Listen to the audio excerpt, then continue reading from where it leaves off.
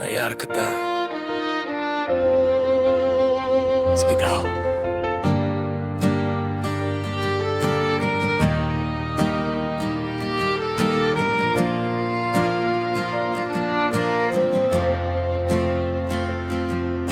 На 7 на 10 август небето се отвори. Без милост вземи моя брат. Сякаш спряха всички земни разговори. Останах само с тишина и плач. На този ден и аз се пречупих.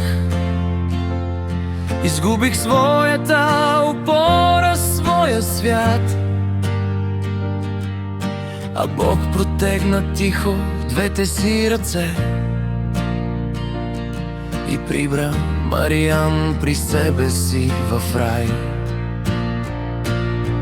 Мариан, ти си на ярката звезда,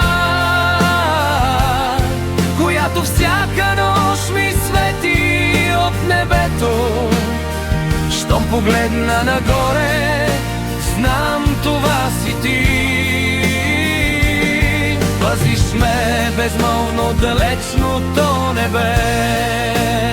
Липсва ми гласът ти, липсва ми смехът. Купнея само за една прегръдка. Бих дала всичко за един единствен миг. Да чуя, Петя, не плачи, аз съм до теб. На празната маса още чакам. Сякаш всеки миг ще влезеш през вратата. Но само вятърът прошепва името ти, а сълзите ми се стичат по земята.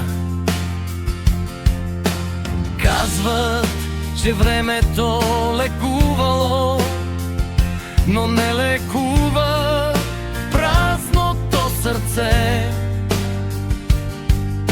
Всеки ден живея с твоя спомен.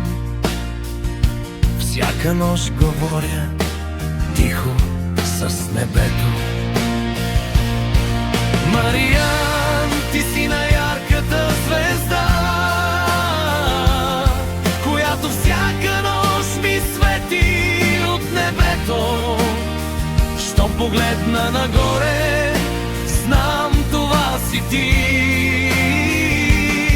Пазиш ме безмълвно далечното небе. Липсва ми гласът ти, липсва ми смехът. Купнея само за една прегръдка. Без теб света е някак по-студен, а болката не спира да ме търси финал.